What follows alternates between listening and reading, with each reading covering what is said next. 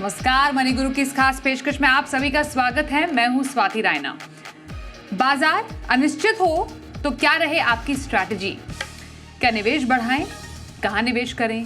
किन कैटेगरी में निवेश से बाजार की वॉलेटिलिटी से मिलेगा सहारा? आज हम समझेंगे अनिश्चित बाजार में फंड कैसे करते हैं एसेट एलोकेशन और कौन से फंड एसेट को बैलेंस करने का काम करते हैं।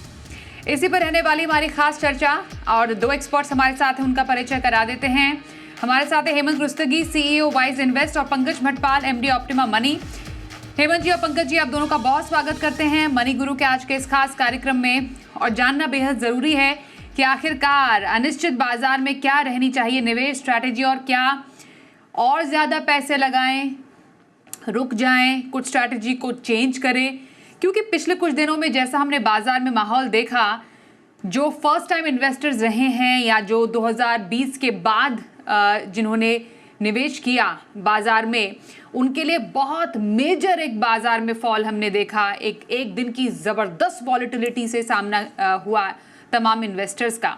तो हम बिना समय गवाए सीधे कैटेगरीज पर आते हैं, क्योंकि कैटेगरीज को डिस्कस करना बेहद ज़रूरी है और उनके ज़रिए ही समझने की कोशिश करेंगे कि कौन सी ऐसी कैटेगरीज होती है इक्विटी में जो कि इस काम को बैलेंस करने का काम करती है, वॉलेटिलिटी को थोड़ा सा सुलझाने का काम करती है। हेमंत जी, आपसे शुरुआत अगर करें तो ज़रा समझना चाहेंगे कि कौन सी ऐसी कैटेगरी है टू स्टार्ट विद जिसको आपको लगता है कि एक वॉलेटाइल बाजार में अगर ऐसी कैटेगरी अगर किसी के पोर्टफोलियो में होती है तो काफ़ी हद तक उस वॉलेटिलिटी को वो कुशन प्रदान करती है, थोड़ा सा उसको माइल्ड कर देती है।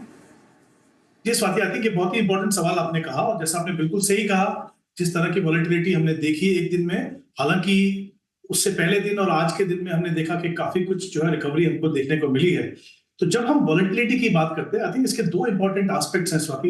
इससे पहले कि मैं आपको कैटेगरी बताऊं, एक छोटा सा डेफिनेटली इसके बारे में ये बोलना चाहूंगा कि अगर आप ऐसे निवेशक हैं जो लॉन्ग टर्म के निवेशक हैं, यानी आपको पता है कि आपके पास काफी लंबा समय है, आप किसी लॉन्ग टर्म गोल, बच्चों की एजुकेशन, रिटायरमेंट प्लानिंग या कुछ और ऐसा लंबा समय है जिसके लिए आप अपनी इन्वेस्टमेंट कर रहे हो और आपने अपनी एसेट एलोकेशन को देखते हुए अपनी इन्वेस्टमेंट को किया है, तो मेरा ये मानना है कि उस हालात में आपको जो भी हमें वॉलेटिलिटी देखने को मिले, कुछ समय और भी हो सकता है हमें वॉलेटिलिटी देखने को मिले, उसमें मुझे नहीं लगता कि आपको बदलाव करने की जरूरत है।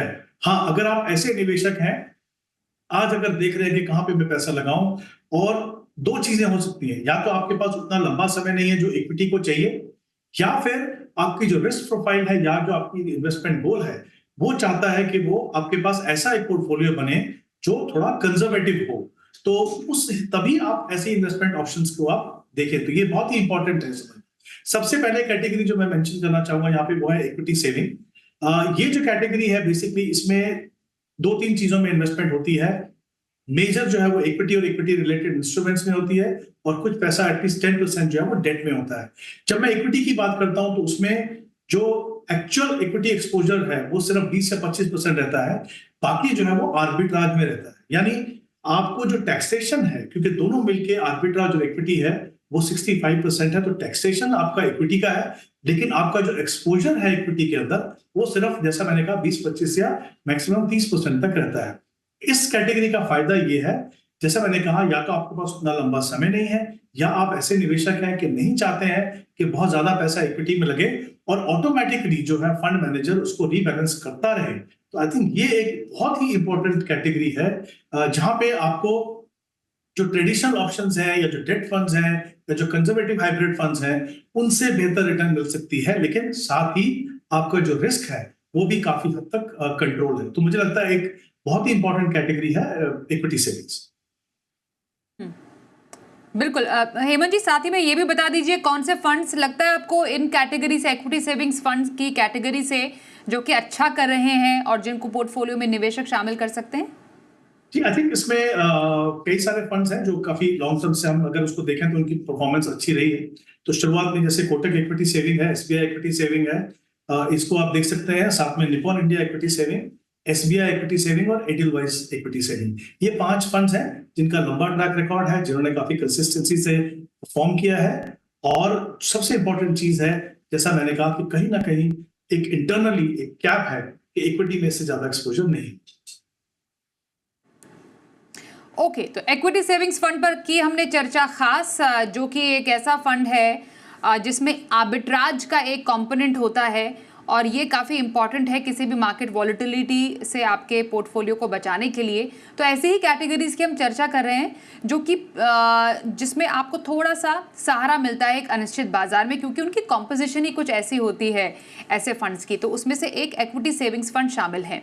मैं पंकज जी आपके पास आऊँगी। हम एक्टिव फंड्स की बात करते हैं, पैसिव फंड्स की चर्चा करना भी ज़रूरी है। तो क्या कुछ स्ट्रैटेजी में बदलाव करते हुए पैसिव स्ट्रैटेजी को भी अपने पोर्टफोलियो में शामिल किया जा सकता है, जिसके तहत आप अपने पोर्टफोलियो में जो बाहरी वॉलेटिलिटी है, जो बाजार की वॉलेटिलिटी है, उसको कम से कम प्रभावित होने दे पोर्टफोलियो को?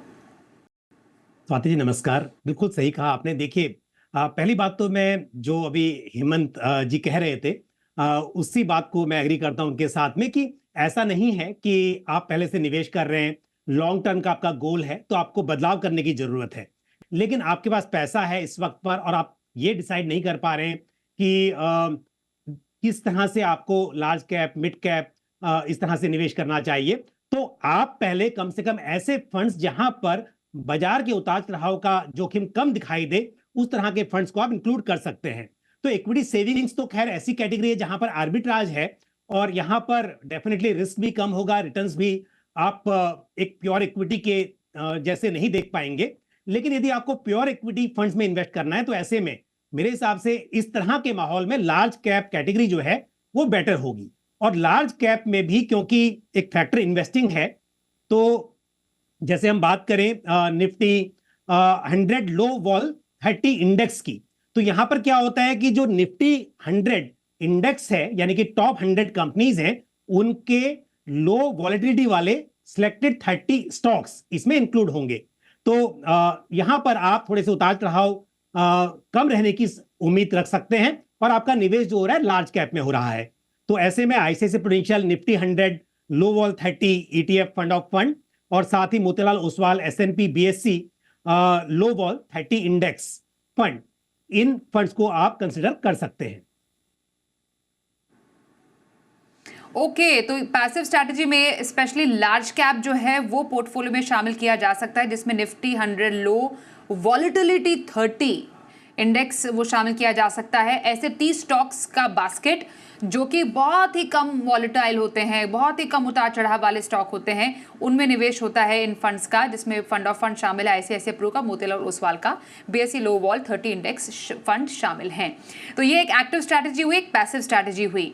हेमंत जी, अब आपके पास आते हैं, क्योंकि हम एक पोर्टफोलियो की बात करें जिसमें कुछ ऐसे फंड शामिल हो जो कि कम से कम वॉलेटाइल हो, और ऐसे फंड तो शामिल होना ही चाहिए, क्योंकि एक पोर्टफोलियो में आप थोड़ा सा एग्रेसिव भी होते हैं तो थोड़ा सा आप कंजर्वेटिव भी होते हैं, लेकिन कोई एक ऐसा फंड भी रखने की जरूरत है कि स्ट्रैटेजी भी जिसमें दोनों का मिश्रण हो, इक्विटी भी या डेट भी हो, और वो बाजार की स्ट्रैटेजी के हिसाब से, बाजार की चाल के हिसाब से जो फंड मैनेजर हो वो अपने स्ट्रैटेजी को बदले और इक्विटी और डेट का वैल्यूएशन या फिर उसका एसेट एलोकेशन चेंज करे। तो इस कड़ी में अगला आपका कौन सा कैटेगरी होगी जिसको आप सजेस्ट करेंगे पोर्टफोलियो में ऐड करना? स्वाति, अगली कैटेगरी जो आई थिंक निवेशक कंसीडर कर सकते हैं वो dynamic asset allocation funds, basically जिनको पॉपुलरली जो है वो बैलेंस एडवांटेज फंड के नाम से जानते हैं। ये जो हमने इक्विटी सेविंग की बात की उसी का एक्सटेंशन कह सकते हैं हम। यहाँ पे क्या होता है कि यहाँ पे भी इक्विटी और आर्बिट्राज दोनों का मिक्स रहता है यहाँ पे, लेकिन जो इक्विटी का जो एक्सपोजर है, अगर मैं उसको इक्विटी सेविंग से कंपेयर करूं तो बैलेंस एडवांटेज फंड में उससे थोड़ा ज्यादा रहता है। लेकिन यहाँ पे भी स्ट्रेटेजी, जैसा मैंने कहा कि ये बेसिकली डायनेमिकली इसमें एसेट एलोकेशन को मैनेज करते हैं। तो हर एएमसी का, हर फंड मैनेजर का एक इंटरनल फिलॉसफी रहता है, एक इंटरनल स्ट्रेटेजी रहता है कि किस तरीके से इक्विटी के अंदर जो एलोकेशन है उसको कैसे रीबैलेंस किया जाएगा, जिसका डायरेक्ट लिंक जो है वो मार्केट की वैल्यूएशन से होता है। तो हम क्या चाहते हैं कि जब मार्केट की वैल्यूएशन अच्छी हो, मार्केट ऊपर हो, तो कुछ पैसा हमारा मार्केट से बाहर निकले, और जब मार्केट नीचे हो तब हमें ये मौका मिले कि हमारे जो इन्वेस्टमेंट है वो नीचे के लेवल पे जाए। और यही एग्जैक्टली जो बैलेंस एडवांटेज फंड है वो करते हैं। यहाँ पे भी जैसा मैंने पहले कहा, इक्विटी सेविंग में भी सबसे इंपॉर्टेंट बात ये है कि आप अपना टाइम होराइजन देख के, अपना रिस्क प्रोफाइल देख के, अगर आपको लगता है कि थोड़ा सा एलोकेशन हमारा जो इक्विटी सेविंग से ज्यादा हो, तो आप फंड मैनेजर को पैसा देते हैं। उसके बाद ये उनका काम है कि वो मार्केट के लेवल्स को देख के उसके हिसाब से पोर्टफोलियो को रीबैलेंस करते रहे। तो एज एन इन्वेस्टर आप जो है थोड़े निश्चिंत है कि मार्केट के लेवल से मेरा पैसा जो है वो रीबैलेंस हो रहा है। और यहाँ पे भी फायदा ये है कि करीब जैसा मैंने कहा कि 65% जो है वो मिक्स होगा इक्विटी और आर्बिट्राज के बीच में, लेकिन इक्विटी का जो प्रोपोर्शन है वो 45 से लेकर 50%, जनरली 40 से 50 के बीच में रहेगा, और बाकी जो पैसा है वो डेट के अंदर जाता है। तो यहाँ पे भी जो टैक्सेशन है वो इक्विटी का है, यानी 1 साल के बाद जब अपना पैसा निकालें तो आपको सिर्फ 10% कैपिटल गेन देना है। ये बहुत बड़ा एडवांटेज है, कहीं ना कहीं आपको एग्जिट में फ्लेक्सिबिलिटी देता है। और दूसरा, जैसे मैंने कहा कि आप डिफाइन कर सकते हैं कि मुझे कितना रिस्क लेना है, उसी हिसाब से अपनी कैटेगरी को चुने। तो बैलेंस एडवांटेज एक कहीं अच्छी ऑप्शन है किसी भी निवेशक के लिए जिनको इक्विटी सेविंग से बेटर रिटर्न चाहिए, लेकिन साथ ही रिस्क जो है बहुत ज्यादा नहीं चाहिए। और एक बार रिपीट कर दीजिए अपने funds, balance advantage fund Hemant ji. जी, यहाँ पे ICICI Pru balance advantage, Kotak balance advantage, Nippon balance advantage, Bandhan balance advantage और ABSL बैलेंस एडवांटेज, ये जो फंड्स हैं इनको आप देख सकते हैं। बिल्कुल, क्योंकि बैलेंस एडवांटेज फंड की बात ही हो रही है। पंकज जी, अब अगर हम म्यूचुअल फंड स्पेस की बात करें, बैलेंस एडवांटेज फंड में लगभग कुल 33 स्कीम्स हैं जो कि हम देख पाते हैं, जिनका टोटल जो asset under AUM and asset under management है वो लगभग 2.5 लाख करोड़ तक का है। तो एक यूनिवर्स काफ़ी बड़ा है। हाइब्रिड फंड में बैलेंस एडवांटेज फंड काफ़ी ज़्यादा पॉपुलर कैटेगरी मानी जाती है। तो आपको लगता है popularity in all hybrid funds balance advantage की ज़्यादा है? और जैसा हमने देखा है पिछले कुछ टाइम में अराउंड 12% उससे ज़्यादा रिटर्न भी जनरेट किया है ऐसे फंड्स ने। बिल्कुल स्वाति जी, सही कहा आपने। लेकिन मैं एक बात कहूंगा कि इस कैटेगरी में जो फंड्स हैं उनके मॉडल बहुत डिफरेंट हैं। ऐसा नहीं है कि सारे बैलेंस एडवांटेज फंड एक जैसा मॉडल को फॉलो करते हैं। आप देखेंगे कि कुछ फंड्स में किसी वक्त पर इक्विटी एलोकेशन 40-50% के आसपास होता है, तो उसी वक्त पर दूसरे फंड में आप देखेंगे कि 80-90% तक इक्विटी एलोकेशन रहता है। और हमने, यदि हम बात करें कल की गिरावट की, तो कुछ बैलेंस एडवांटेज फंड ऐसे भी थे जहां पर 6% के आसपास गिरावट देखी गई, जबकि कुछ फंड्स ऐसे थे जहां पर 2% के आसपास गिरावट देखी गई।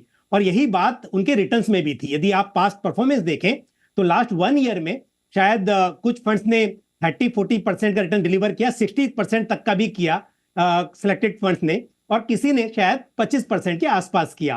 तो जब आप रिटर्न्स देखते हैं तो ये भी देखिए कि वो फंड कितना एलोकेट कर रहा है, उसका मॉडल क्या है वो, क्योंकि डेफिनेटली जो बैलेंस एडवांटेज फंड है यहां पर इक्विटी का एलोकेशन ये फंड मैनेजर के हाथ में होता है, किस तरह से तय करना है। तो इसी वजह से हर फंड मैनेजर की अपनी चॉइस है, अपना स्टाइल है, और फंड हाउस का भी एक फिलॉसफी है, स्टाइल है। तो इस हिसाब से काफी बदलाव, काफी चेंजेस यहां पर देखे जाते हैं। अगर मैं मेरी पसंद की बात करूं, अगर आपको डाउन साइड का ज्यादा ध्यान रखना है कि गिरावट में ज्यादा ना गिरे, तो ICICI prudential balance advantage fund एक बेहतरीन फंड है इस कैटेगरी का। और यदि आप इस बात को देखेंगे तो कल की गिरावट में करीब 2% की गिरावट देखी गई, जबकि बहुत सारे फंड्स इस कैटेगरी में थे जहां पर गिरावट काफी ज्यादा थी। मैं बार बार इस बात को कह रहा हूं कि इस कैटेगरी में निवेशक इसी उम्मीद से करते हैं कि गिरावट में नुकसान उन्हें ज्यादा ना हो। तो ये बात देखना बहुत जरूरी है। और ये कैटेगरी पॉपुलर इसीलिए हुई है क्योंकि यहां पर फंड मैनेजर डिसाइड करते हैं कि किस वक्त पर कितना एलोकेशन इक्विटी में हो, कितना डेट में हो, तो निवेशकों को चिंता करने की जरूरत नहीं रहती है। बिल्कुल, ये एक इम्पॉर्टेंट पॉइंट ऐड किया पंकज जी ने कि हर एक बैलेंस एडवांटेज फंड का जो मॉडल है या फिर एसेट जो एलोकेशन है, इक्विटी और डेट का रेशो वो अलग होगा, क्योंकि एक फंड मैनेजर के पास यहाँ पर एक स्वतंत्रता है कि वो अपना एसेट एलोकेशन कैसे बदले। तो ये आपको जरूर नजर आएगा। और जैसे जैसे बाजार बदलता है, माफ कीजिए, वैसे वैसे इक्विटी और डेट का एलोकेशन भी फंड मैनेजर बदलते रहते हैं, जिससे आपको यानी निवेशकों को ज्यादा से ज्यादा फायदा हो। और यही एक सबसे बड़ा फायदा है एक बैलेंस एडवांटेज फंड का। एक ब्रेक के लिए रुकते हैं, ब्रेक के बाद कुछ और कैटेगरीज की बात करेंगे जो कि बाजार की इस वॉलिटिलिटी से एकदम ऊपर जाती है, मतलब आपको स्थिरता प्रदान करती है। एक छोटे से ब्रेक के बाद बने रहिए हमारे साथ।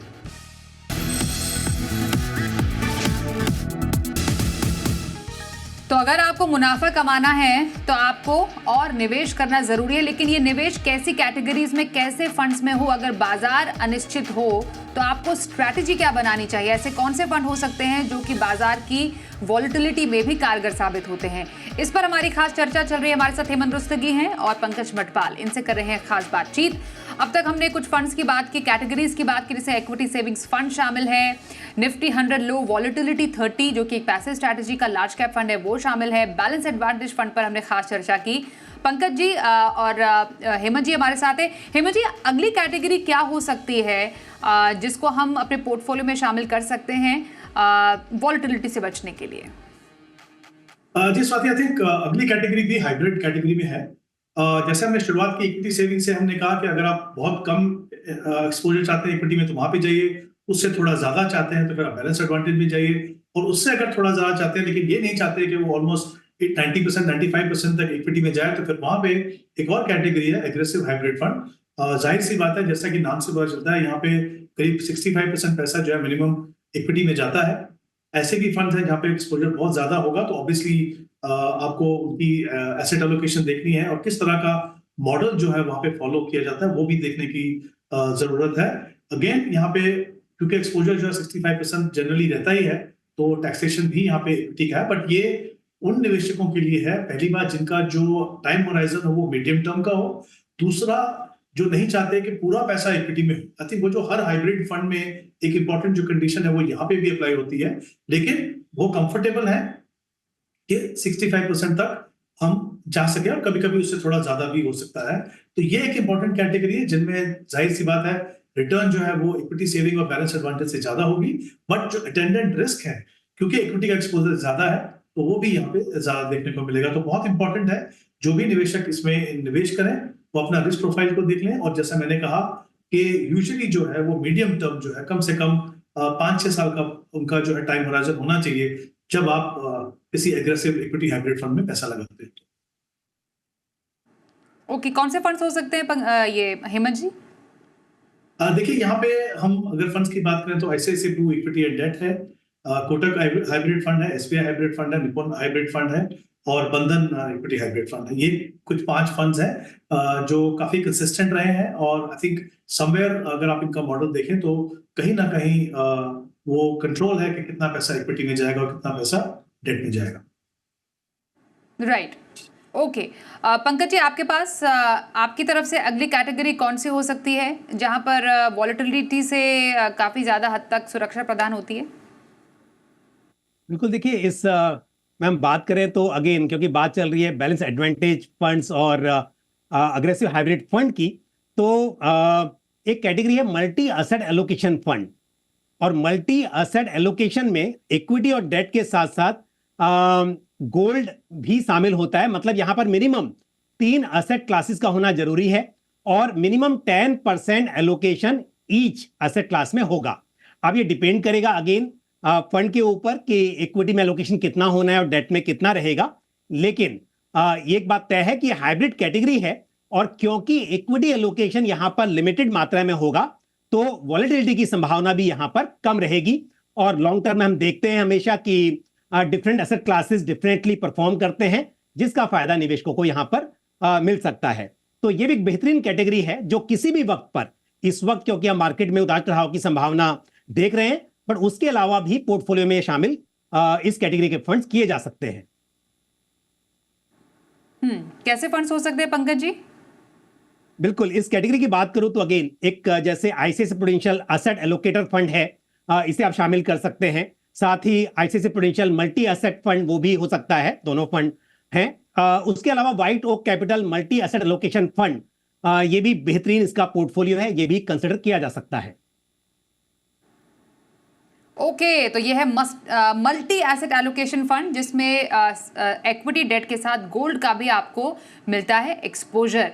काफी सारे हाइब्रिड फंड्स की बात हुई जिसमें इक्विटी डेट दोनों होता है। क्या उससे हटके भी कोई कैटेगरी है हेमंत सर जो कि शामिल की जा सकती है पोर्टफोलियो में? जी बिल्कुल स्वाति, आई थिंक जैसा आपने बिल्कुल सही कहा, हमने हाइब्रिड फंड्स की बात की। अगर हम बात करें उन निवेशकों की जो इक्विटी में इन्वेस्ट करना चाहते हैं, ये समझते हुए कि इक्विटी खुद से एक एग्रेसिव एसेट क्लास है, लेकिन नहीं चाहते कि वो ऐसी इसी कैटेगरी में इन्वेस्ट करें जो बहुत ज्यादा एग्रेसिव हो, यानी ज्यादा जो पैसा है वो लार्ज कैप में लगे, और साथ ही फंड मैनेजर के पास उतनी फ्लेक्सिबिलिटी हो कि वो जब उनको मौका देखे तो कुछ पैसा जो है वो मिड कैप में और बहुत थोड़ा सा पैसा जो है वो स्मॉल कैप में लगाए। तो वो जो कैटेगरी है वो है फ्लेक्सी कैप फंड। मुझे लगता है उन निवेशकों के लिए जो इन्वेस्टमेंट की शुरुआत करते हैं या जो अपने पोर्टफोलियो में बहुत ज्यादा वॉलेटिलिटी नहीं चाहते हैं, स्पेशली मैं इक्विटी फंड्स की बात कर रहा हूं, तो उनके लिए ये कैटेगरी बहुत ही अच्छी है। क्योंकि अगर हम एनालिसिस करें जो एग्जिस्टिंग फ्लेक्सी कैप फंड्स हैं, और जैसा कि नाम से पता चलता है कि वहां पे फ्लेक्सिबिलिटी है फंड मैनेजर के पास, बट अगर हम पोर्टफोलियो को एनालाइज करें यहाँ पे, तो मेजॉरिटी ऑफ जो फंड्स हैं इस समय पे उनका काफी सिग्निफिकेंट पोर्शन जो है, कभी कभी 80%, कभी कभी 85% वो लार्ज कैप में लगता है, और बाकी पैसा कुछ पैसा जो है मिड कैप और थोड़ा सा पैसा जो है वो स्मॉल कैप में जाता है। तो ये बहुत ही अच्छी कैटेगरी है उन निवेशकों के लिए जो बहुत क्लियर है कि इक्विटी में लगाना है, लेकिन पोर्टफोलियो जो है बहुत ज्यादा रिस्की ना हो। ओके, तो flexi cap fund sir very quickly funds बता दीजिए। जी देखिए, Nippon India flexi cap, Parag Parikh flexi cap, Kotak flexi cap, HDFC flexi cap and Quant flexi cap. Okay, तो ये रहे फ्लेक्सी कैप फंड्स जिसमें शामिल जिसको आप पोर्टफोलियो में शामिल कर सकते हैं। पंकज जी, आपकी नेक्स्ट चॉइस क्या होगी एक वॉलेटिलिटी प्रूफ पोर्टफोलियो के लिए? बिल्कुल, देखिए अगर आप इक्विटी में निवेश करना चाहते हैं लेकिन अगेन उतार चढ़ाव का जोखिम बहुत ही कम लेना चाहते हैं, तो ऐसे में कंजर्वेटिव हाइब्रिड फंड एक चॉइस हो सकती है।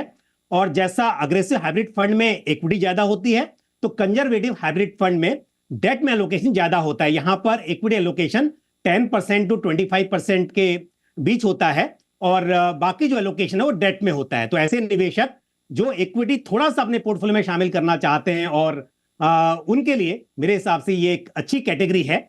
और अगर फंड्स की बात की जाए तो Parag Parikh conservative hybrid fund और साथ ही ICICI Prudential regular saving fund इस कैटेगरी के बेहतरीन फंड्स हैं। बिल्कुल, तो कंजर्वेटिव हाइब्रिड फंड अगेन एक हाइब्रिड कैटेगरी का फंड, लेकिन थोड़ा कंजर्वेटिव निवेशकों के लिए है जिसमें इक्विटी की मात्रा थोड़ी कम होती है और डेट थोड़ा ज्यादा होता है। ये समझना बेहद जरूरी है आपके लिए। और आखिरी सवाल आपसे हेमंत जी होगा, कौन सी कैटेगरी अंत में शामिल की जा सकती है? जी, अगर जैसे हमने बात की इक्विटी की, अगर आप चाहते हैं कि आपका पैसा जो टॉप 250 कंपनीज में लगे, लेकिन फंड मैनेजर के पास वो फ्लेक्सिबिलिटी हो, पहली बात कि दोनों के दोनों जो सेगमेंट है लार्ज और मिड, वहां पे एक्सपोजर बना रहे, और इतनी फ्लेक्सिबिलिटी हो फंड मैनेजर के पास कि वो जब भी उनको मौका दिखे लार्ज कैप या मिड कैप में लगा दें, तो उसमें एक कैटेगरी होती है एचडीएफसी जो large and mid cap category. इनमें मिनिमम 35% दोनों सेगमेंट में पैसा लगता है, बाकी 30% जो है वो फंड मैनेजर के पास फ्लेक्सिबिलिटी है। तो ये इंश्योर करता है कि दोनों सेगमेंट में आपका एक्सपोजर बना रहे, और आपका जो पैसा है सिर्फ हिंदुस्तान की जो 250 टॉप कंपनीज हैं in terms of market cap, उन्हीं में लगे। अगर मैं इनके फंड्स की बात करूं तो HDFC large and mid cap, Motilal Oswal large and mid cap, ICICI Pru large and mid cap, और उसके अलावा ICICI Pru large and mid cap, और कोटक इक्विटी अपॉर्चुनिटी फंड और बंधन कोर इक्विटी फंड, ये 5 फंड्स हैं इस कैटेगरी के, जो मुझे लगता है उनके पोर्टफोलियो बहुत अच्छे हैं, और उनकी जो एलोकेशन होती है 30% की, वो सही समय पे सही मार्केट सेगमेंट में जाती है। बिल्कुल, तो आपको ध्यान में रखना है कि अपने पोर्टफोलियो को थोड़ा वॉलेटिलिटी प्रूफ आपको बनाने की जरूरत है, और ऐसी कैटेगरीज हैं, ऐसे फंड्स हैं जो आप अपने पोर्टफोलियो में शामिल कर सकते हैं। Large and mid cap fund, conservative hybrid fund हो गए, फ्लेक्सी कैप फंड्स हैं, मल्टी एसेट एलोकेशन फंड्स है, एग्रेसिव हाइब्रिड फंड है, बैलेंस एडवांटेज फंड, साथ ही इक्विटी सेविंग्स फंड, और अगर पैसिव की स्ट्रैटेजी चाहिए तो निफ्टी 100 लो वॉलेटिलिटी 30 फंड इंडेक्स फंड जो है वो अपने पोर्टफोलियो में शामिल कर सकते हैं। हमारे दोनों एक्सपर्ट्स की राय रही है आपके वॉलेटिलिटी प्रूफ पोर्टफोलियो के लिए। धन्यवाद करेंगे हेमंत जी और पंकज जी आप दोनों का हमारे साथ इस कार्यक्रम में शामिल होने के लिए। एक ब्रेक के लिए रुकते हैं, देखते रहिए जी बिजनेस।